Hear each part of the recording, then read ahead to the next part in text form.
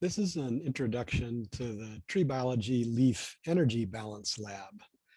Make sure that you've watched the 2 lecture videos on energy balance so you have a good background to understand the material that we're talking about in this lab exercise.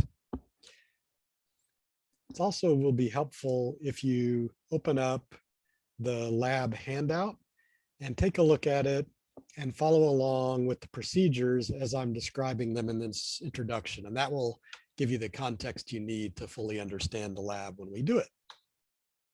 So just as a reminder from lecture, we can express the temperature of a leaf relative to the air temperature as a function of three main parameters.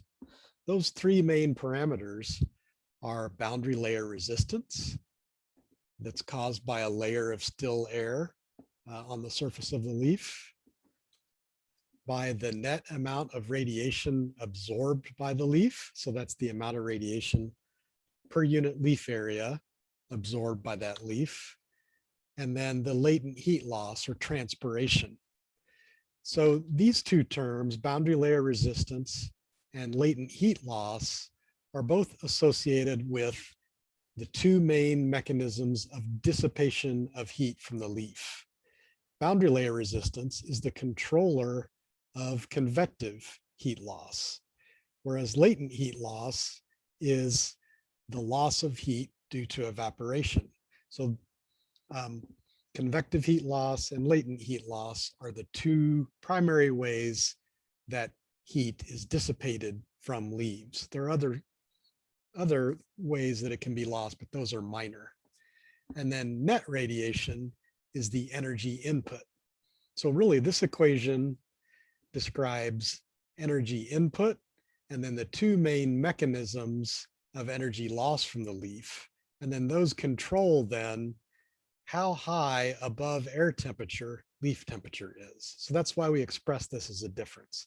How hot is the leaf relative to air temperature as a function of energy input and the 2 main mechanisms of energy loss.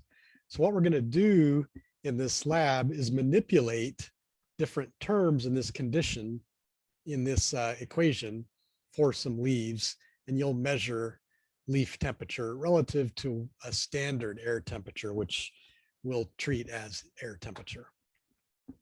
So in one treatment, you'll be placing a broad leaf level or flat underneath a light source. So that light source is the radiation, the input of energy to the leaf, and then the leaf will be flat, and you'll measure the temperature of the leaf in that condition.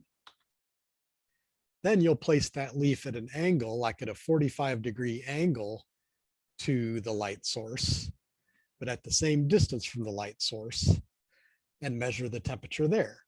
So basically what you're doing is modifying the leaf angle. So recall in lecture, we talked about leaf angle and how modification of leaf angle affects the degree to which radiation is absorbed per unit leaf area by that leaf.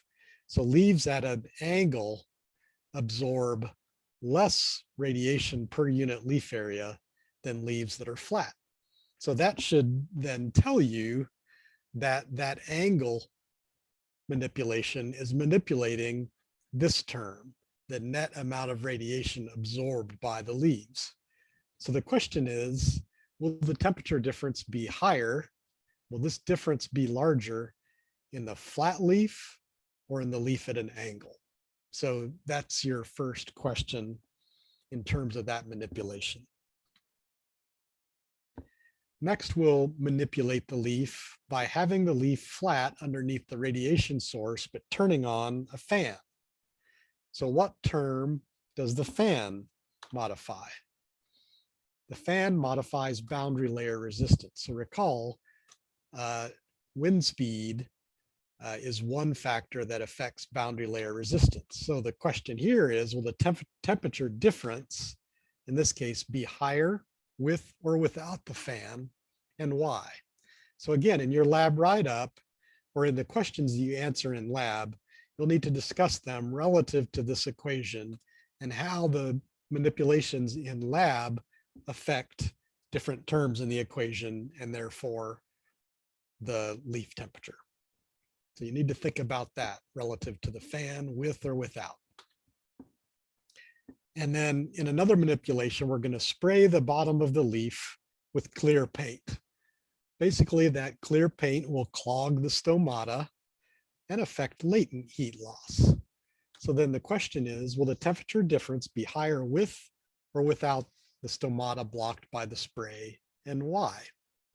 Okay, so you need to think about that manipulation, the leaf under the light, with or without its stomata blocked by the spray.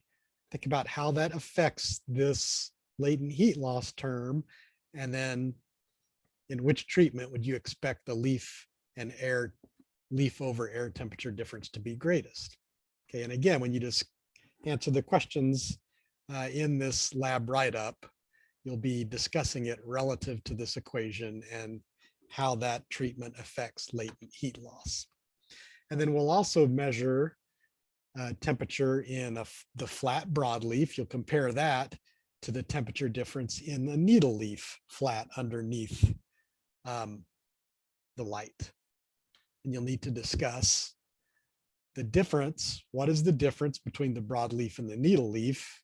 Which term do you think is biggest here or different between those two types of leaves? And how does that affect the temperature difference that you measure? Okay, so all of your discussions will be relative to those treatments, and you'll need to discuss them in the questions in the lab write-up relative to this equation. So I've sort of laid out how those different which terms those different treatments affect. You'll need to think about which direction those treatments are going to push those particular terms and how that's going to affect the leaf versus air temperature difference for your lab write-up.